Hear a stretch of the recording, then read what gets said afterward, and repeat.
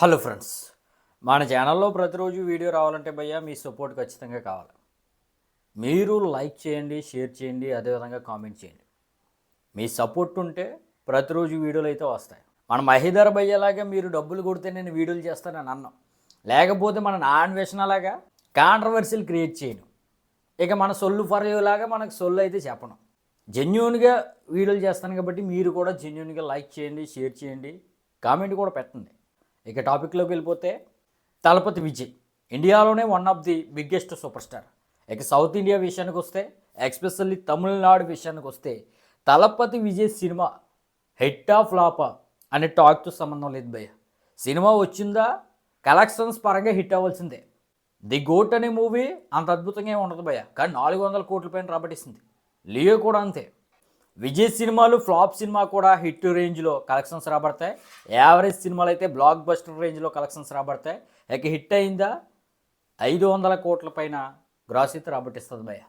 Hindi market లేకపోయినా only south India market తోటే అద్భుతంగా కలెక్షన్స్ అయితే తలపతి విజయ్ అయితే రాబట్టిస్తాడు.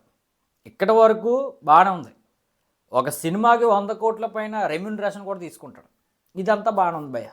ఎప్పుడైతే రాజకీయాల్లోకి వచ్చాడో అప్పటి నుంచి అయితే విజయ్కి కష్టాలు అయితే మొదలయ్యాయి. ప్రత్యర్థులు కావాలని పెట్టే కష్టాలు కొన్ని అయితే, కొన్ని ఫ్యామిలీ వాళ్ళు వచ్చే కష్టాలు. ఆ కష్టాలు కూడా ప్రత్యర్థులు అవకాశం కల్పిస్తేనే ఆ కష్టాలు కూడా ఏర్పడతాయి. ఫ్యామిలీని కూడా ఉసుకొల్పి వాళ్ళు ఉంటారు ప్రత్యర్థులు. ఇక మెయిన్ మ్యాటర్లోకి వెళ్ళిపోతే విజయ్ మిస్సెస్ మరి ఆవిడైతే డైవర్స్ కావాలనే విధంగా కేసు అయితే ఫైల్ చేసింది. మరి విజయ్కు ఒక హీరోయిన్తో ఎఫ్ఐఆర్ ఉంది, అందుకని నేను డైవర్స్ అడుగుతున్నాననే విధంగా విజయ్ వాళ్ళ మిస్సెస్ అయితే చెప్తుంది భయ్య. మరి ఆ హీరోయిన్ ఎవరంటే త్రెస్ అంటూ రూమర్స్ అయితే వస్తున్నాయి. మొన్న ఒక మినిస్టర్ కూడా, ఒక రాజకీయ నాయకుడు కూడా త్రెసాతో మన విజయ్కి ఎఫ్ఐఆర్ ఉందనే విధంగా బహిరంగానే చెప్పాడు. అయితే విజయ్కున్న ఎఫ్ఐఆర్ త్రెసాతోనా వేరే హీరోయిన్తోనా అనేది అయితే వాళ్ళ మిస్సెస్ మెన్షన్ చేయలేదు. కానీ మొత్తం మీద ఒక హీరోయిన్తో అయితే ఎఫ్ఐఆర్ ఉంది, నాకైతే డైవర్స్ కావాలనే విధంగా ఆమె అయితే కేసు ఫైల్ చేసింది. ఇక ఇది ఫ్యామిలీ పరంగా వచ్చిన ఇబ్బంది అయితే, ఇక రాజకీయంగా వచ్చిన ఇబ్బందులు అనేకం ఉన్నాయి. జననాయక్ అనే సినిమా విజయ్ది రిలీజ్ అవ్వలేదు. మొన్న తొక్కిసలాట జరిగింది, దాదాపుగా 40 మంది చనిపోయారు. ఆ కేసు కూడా విజయ్ మేడకు చుట్టుకున్నాయి. మరికొన్ని రోజుల్లో, మరికొన్ని నెలల్లో ఎలక్షన్స్ ఉన్నాయి. మరి ఈ ఎలక్షన్స్ టైంలో ఈ డైవర్స్ మ్యాటరు, ఆ కేసుల మ్యాటరు, జననాయక సినిమా రిలీజ్ అవ్వలేదు. ఆ సినిమా రిలీజ్ అయితే విజయ్కు ఎంతో కొంత ప్లస్ ఉంటుంది. మరి ఆ సినిమా ఇప్పుడులో రిలీజ్ అయ్యే అవకాశం అయితే కనిపించట్లేదు. ఈ విధంగా మొత్తం మీద విజయ్కి అయితే అష్టదిగ్బంధం ఏర్పడిపోయింది భయ్య. విజయ్ అయితే సీఎం రేస్లో పోటీ చేస్తున్నాడు, కానీ ఆయన అయితే సీఎం అవడం ఇదైతే 100% పక్క.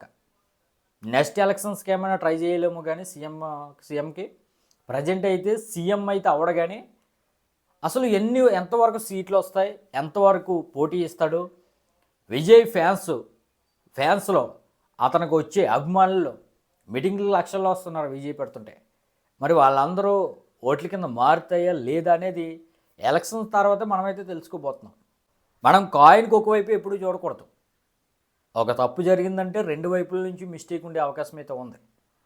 మరి ఇక్కడ డైవర్స్ మ్యాటర్లో విజయ్ తప్పు కూడా ఉండే అవకాశం అయితే ఉంది.